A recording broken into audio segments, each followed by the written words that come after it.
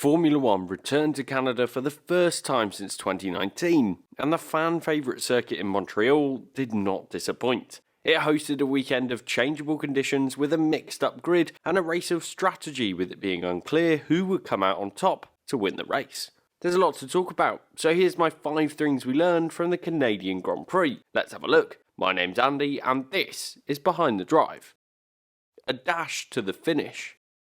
I'm sure Verstappen enjoys the races where he barely gets any TV coverage, and it looked like it might be the case early on in the Grand Prix. With Alonso qualifying just behind him in P2, it enabled Verstappen to build a strong advantage on the competitors behind him in the early stages. Stopping at the first VSC was a good call, and even then he only dropped a third position and made those positions back remarkably quickly on the fresh rubber.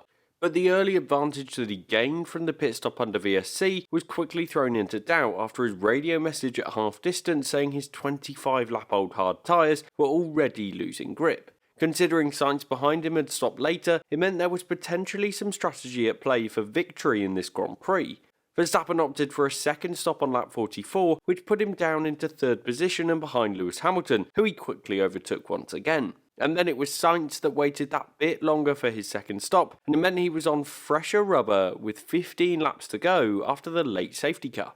It was a battle that was a long time coming between the former teammates, as Sainz was proving that despite the poor luck and poor performances so far in 2021, he could still compete at the front. But in the end, he was unable to get close enough to make an overtake stick. He even struggled to put enough pressure on the world champion out at the front.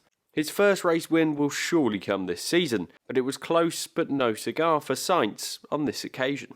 As for Verstappen, well, it got interesting at the end with the strategy and the safety cars, but it was still max out at the front, and with Perez's retirement and Leclerc's 5th position, he now holds a 46-point lead in this championship. A commanding lead, especially considering Red Bull looks incredibly tough to beat on Sunday. But overall, the race of strategy and the competition at the end means I think this race in general deserves a green box from me. A team effort from Alpine. Fernando Alonso took advantage of the changeable conditions in qualifying and managed to put his Alpine car on the front row. It shows that Alonso obviously still has the talent needed to compete at the front in Formula One, but it wasn't just talent. According to Sky, before the wet FP3 sessions, he was studying the laps from the 2011 wet race in Canada, so he could get an idea of where the dry line may emerge through FP3 and qualifying. Sure enough, he put his Alpine car top of the standings in FP3 and then went on to get that second spot on the grid for Sunday. I'm not saying that other drivers won't have been studying the wet laps themselves. Of course, many drivers dedicate a huge amount of time to prepare themselves for the wet conditions, but for Alonso, he still absolutely got it with 1 lap pace. In the race itself, Alonso did well to hold on to second position early on, and even once he lost the position to Sainz, he was still doing well to hold on to the back of the Ferrari driver, as Sainz was suffering from graining just 6 laps into the Grand Prix. Before the race, Alonso believed he would be competing for around 5th or 6th position given the faster cars behind him, but he did excellently throughout that short first stint to manage the tyres and hold on to them through the initial virtual safety car period for Perez's retirement, and then again for the second VSC for the stranded Haas of Schumacher. In the end, the team decided to stick with their initial strategy, making sure Alonso kept onto the medium tyres for as long as possible to ensure the hard tyres could last to the end of the race. This meant he was then on a bit of a counter strategy compared to many of the other frontrunners. Given the Alpine car wasn't the strongest in this fight, this was a good call to make, and necessary to give him a chance of getting a strong result.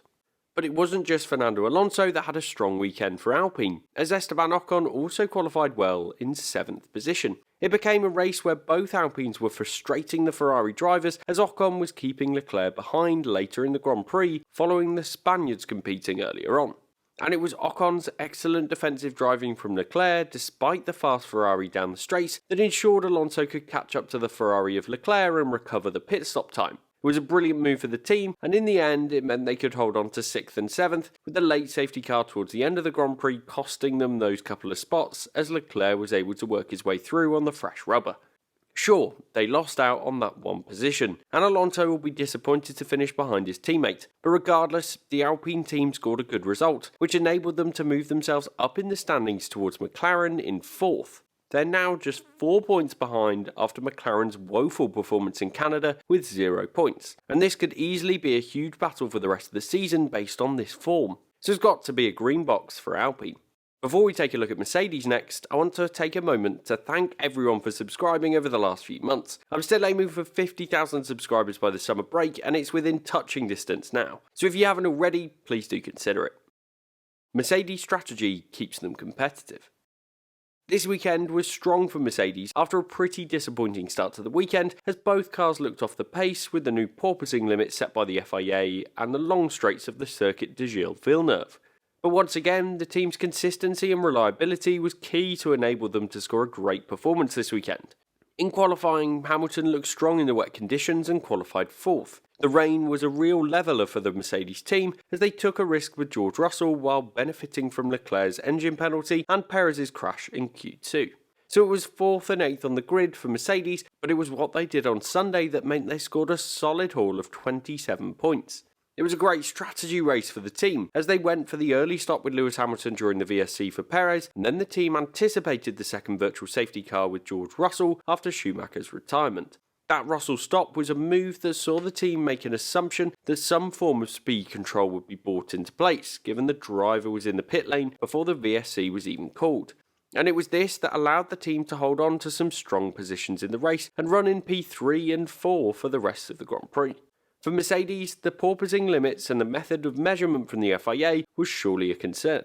The team had suffered the worst from the bouncing effect, and therefore they would be punished more when it came to being forced to raising their ride heights to control this impact. But regardless, the team looked fast on Sunday. Sure, they're still slightly behind the likes of Ferrari and Red Bull, but the team did an excellent job to take advantage of the fact that Leclerc and Perez were out of contention.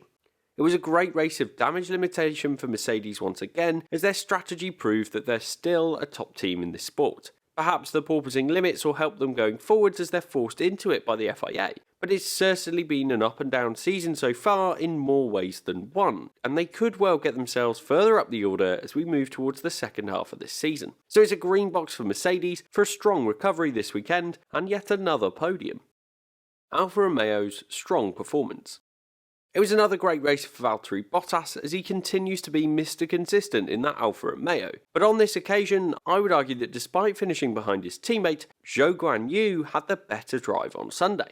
Bottas benefited from holding on to the hard tyres and gained from a cheap pit stop under the safety car, and the quicker medium tyres towards the end of the Grand Prix. And without that advantage for Bottas and the fact that Zhou got stuck in a train of cars behind Lance Stroll, I'm sure that it would have been Zhou scoring more points on this occasion. It's been a strong couple of races in a row for the Chinese rookie driver, as he also went well in Azerbaijan before that untimely retirement caused by a Ferrari power unit issue. It seems like he is beginning to find his feet in the sport, and these 2 points for 9th position will be very welcome for the young driver.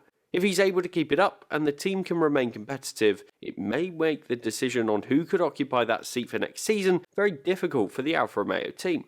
Regardless of that though, the team now find themselves increasingly in no man's land in the Constructors' Championship, sitting in 6th position, 14 points behind Alpine and 20 ahead of AlphaTauri.